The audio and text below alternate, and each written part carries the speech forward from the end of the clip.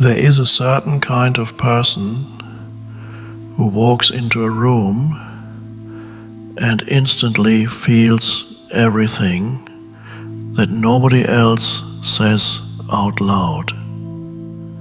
They sense tension before words appear, sadness behind a smile, fear behind confidence. These people don't just hear emotions, they absorb them. And for most of their life, they believed this was simply who they are.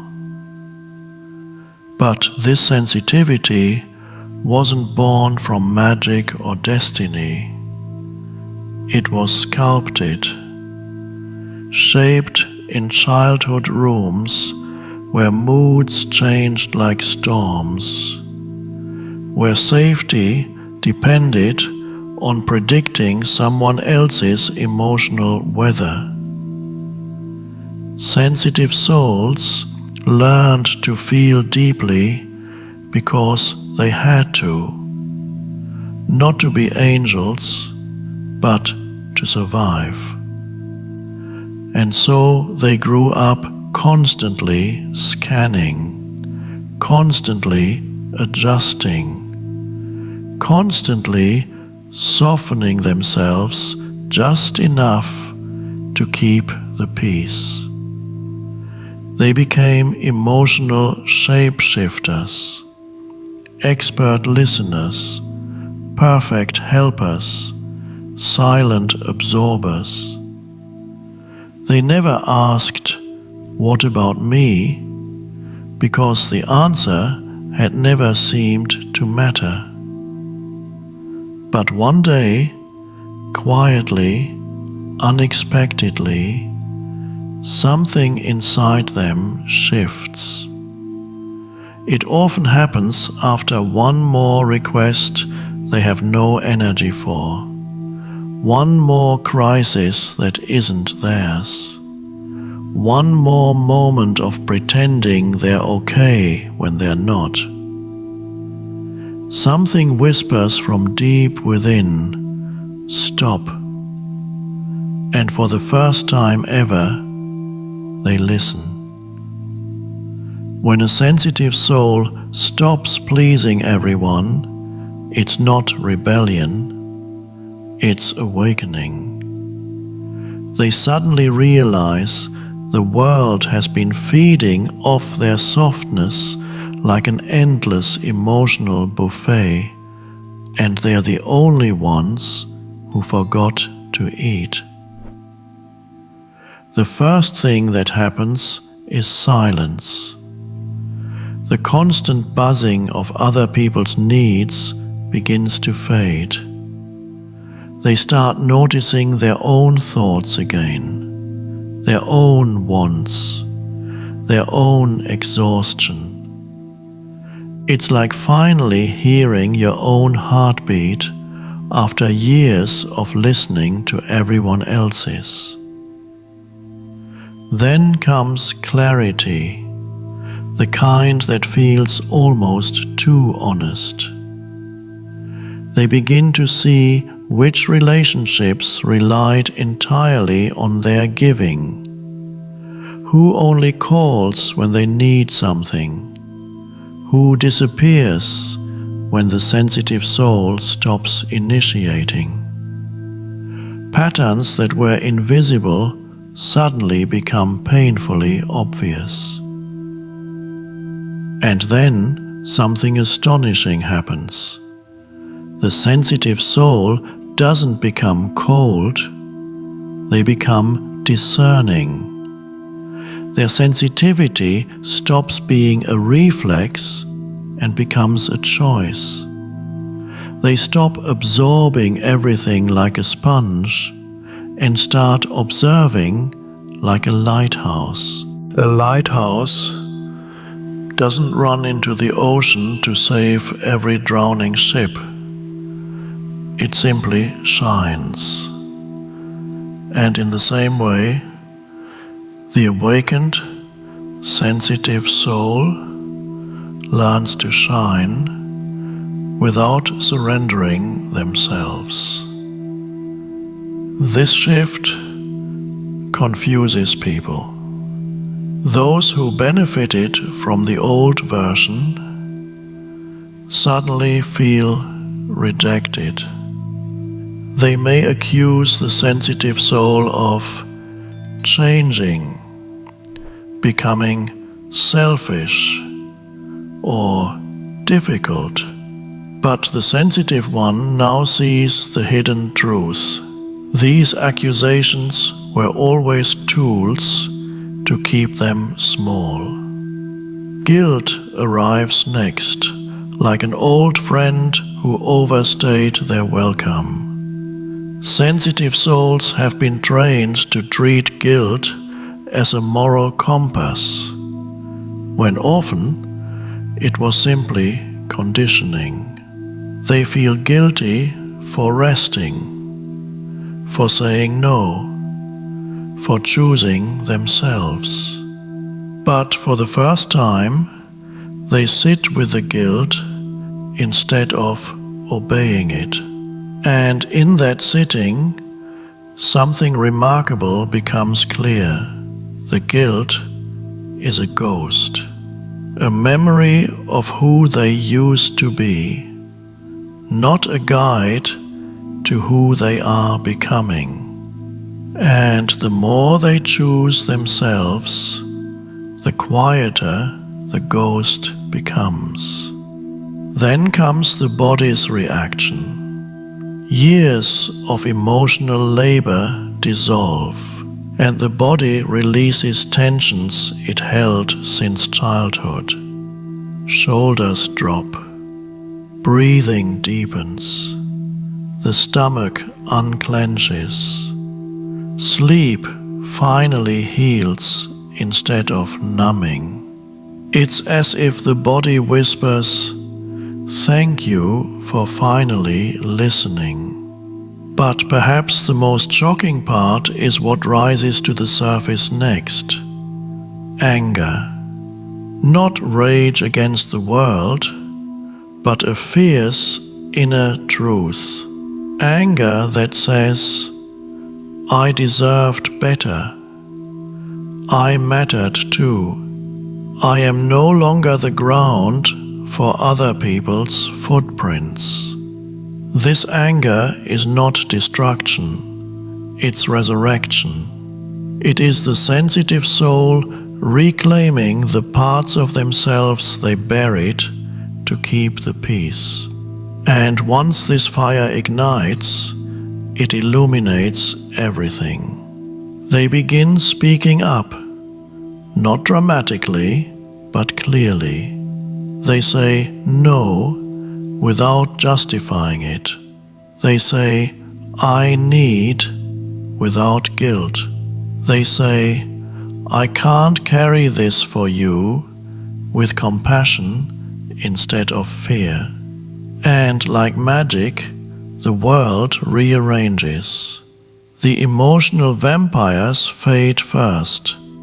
They have no interest in a person they can't drain. Crisis-dependent friends drift away. Manipulative partners lose their grip. These people don't leave because the sensitive soul became cruel. They leave because the game changed. But as the old falls away, new arrives. People who see the sensitive soul not for what they provide, but for who they are. People who give as much as they receive. People who respect boundaries as natural acts of love. These new connections feel strange at first. They are quiet, steady, reciprocal. The sensitive soul isn't used to relationships that don't drain them. They almost mistrust the ease. But slowly they learn this is what real connection feels like. Now comes the hardest part, the return to self. For the first time, the sensitive soul sits in true solitude. Not loneliness, but presence. There's no one to please, no crisis to solve, no emotion to absorb, just them. In that silence, they meet parts of themselves they abandoned years ago. The playful part, the curious part, the angry part, the confident part, the part that knows what they actually want. These parts return like old friends who never stopped waiting.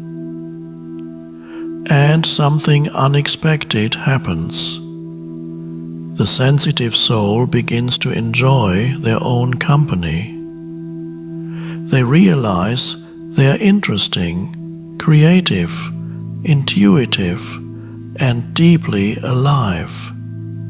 Qualities they never saw because they were too busy watching everyone else.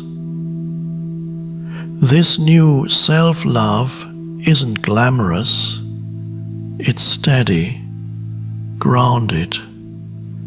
It's choosing rest without apology, eating without guilt, saying no without fear, trusting their own feelings as much as they trust others.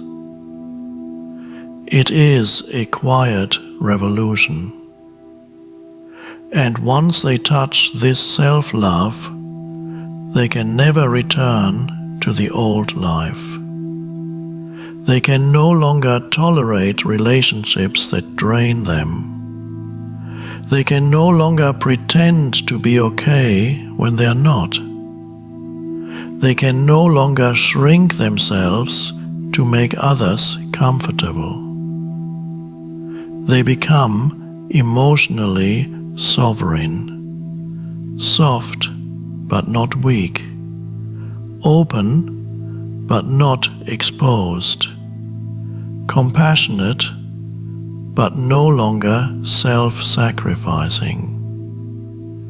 Their heart is still tender, but it now has a spine. And with this newfound strength, they help others in a completely different way.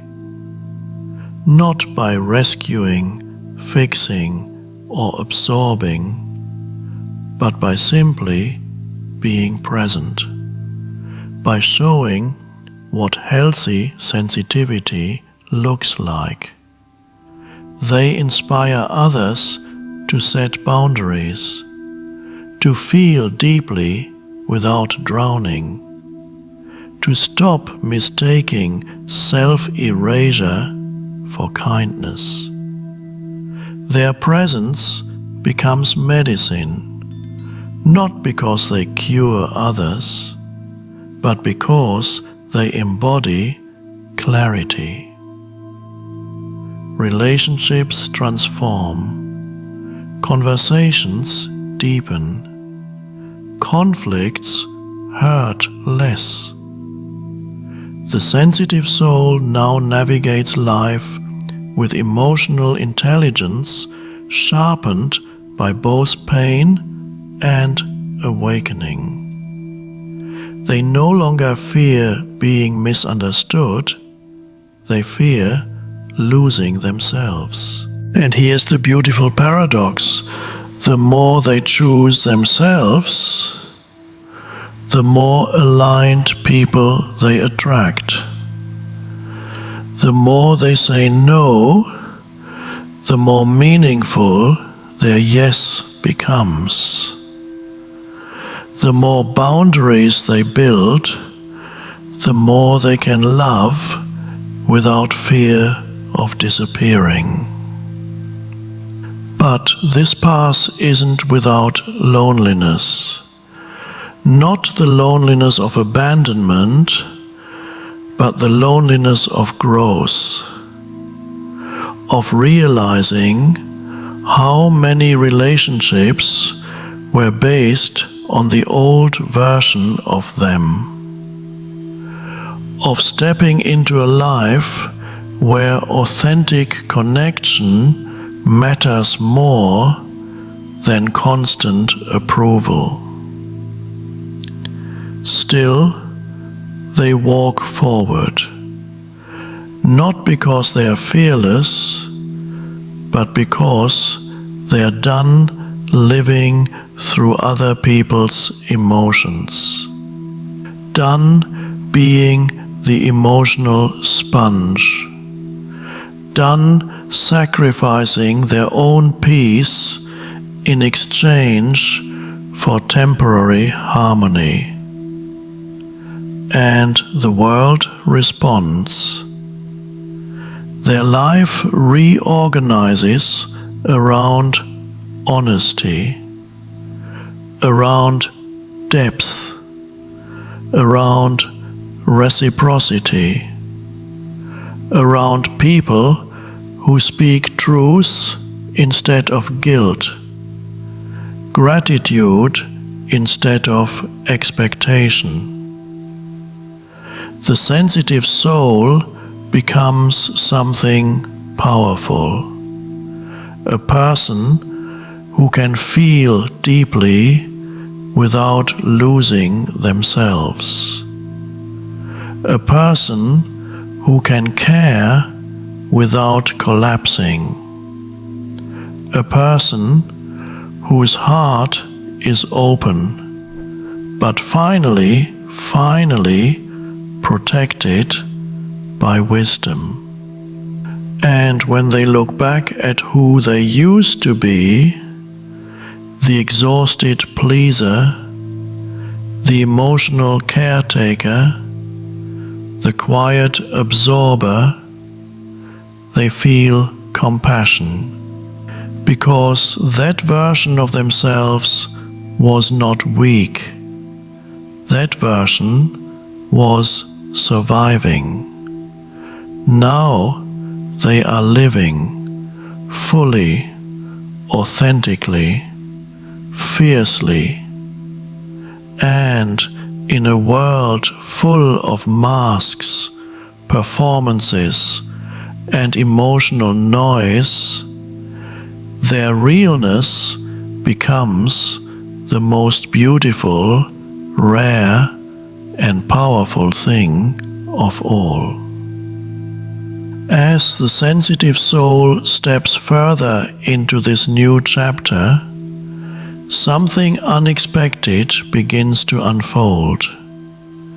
They start noticing a quiet confidence rising inside them. Confidence not in their ability to please others, but in their ability to stand firmly in who they are. It feels strange, almost foreign, like wearing a new pair of shoes that haven't fully molded to the foot yet. But with each moment they choose authenticity over approval, the shoes begin to fit. They realize that perhaps the strengths they admired in others wasn't something they lacked. It was something they had simply never been allowed to express.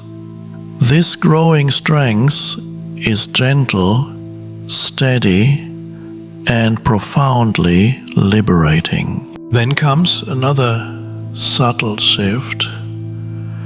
The sensitive soul begins to understand that not everyone is entitled to their inner world. For most of their life, their emotions, thoughts, and attention were public property, freely available to anyone who wanted access. Now they begin practicing emotional privacy, not as a defense mechanism, but as an act of self-respect. They realize that their inner life is sacred, something to be shared intentionally rather than spilled everywhere. This newfound privacy becomes a sanctuary where they can recharge, reflect, and reconnect with themselves before offering their presence to the world. As this inner sanctuary strengthens, the sensitive soul starts to cultivate discernment, not judgment, but clarity. They can finally see the difference between someone who values them and someone who values what they provide, between someone who loves them and someone who loves their usefulness. This clarity cuts through illusions like sunlight through fog, and for the first time, the sensitive soul stops blaming themselves for the way others treat them. They stop thinking, "What's wrong with me?"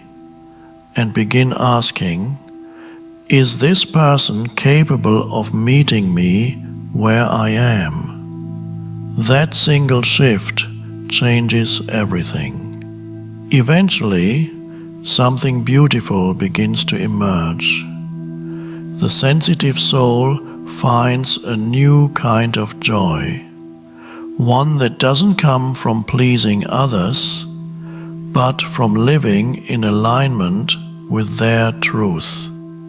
It's a softer, quieter joy, but far more stable than the fleeting highs of external validation. It appears in simple moments: waking up without dread, breathing without tension, making choices that feel clean and honest. They realize they no longer need chaos to feel alive, nor exhaustion to feel worthy. They begin to understand that peace, steady, unforced, unapologetic peace, was what they were searching for all along. And finally, with a foundation of boundaries, self-knowledge, and conscious sensitivity firmly in place, the sensitive soul discovers the most profound shift of all. They begin to attract a different kind of world. People who respect their time. People who honor their feelings. People who don't confuse empathy with obligation. These new connections feel like sunlight after years of living indoors. Warm, effortless, and deeply nourishing. They realize that once they stopped shrinking to make others comfortable, the right people could finally recognize them. And for the first time, the sensitive soul understands they were never too sensitive. They were simply waiting to meet the life that matched their depths.